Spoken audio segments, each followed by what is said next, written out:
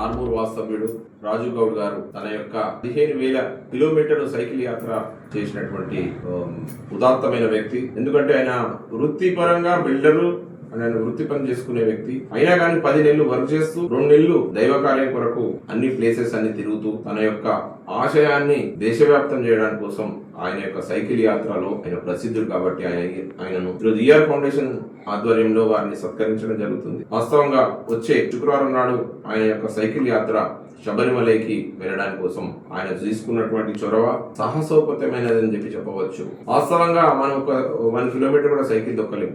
మరి అప్పుడన్నా మేము అందరం చిన్నప్పుడు సైకిల్ మీద తిరిగేది, కానీ ఇప్పుడు సైకిల్ అంటే అలవాటు పోయింది. కానీ ఆయన కొన్ని 1000 కిలోమీటర్లు కూడా సైకిల్ యాత్రను నేను అడిగాను, ఎట్లా మీకు ఇబ్బంది కలగదా అని అంటే, ఒక 2 రోజులు అట్లా అనిపిస్తుంది అంటే దాని తర్వాత ఆటోమేటిక్ గా ఆయనకు దైవం సిద్ధిస్తుంది.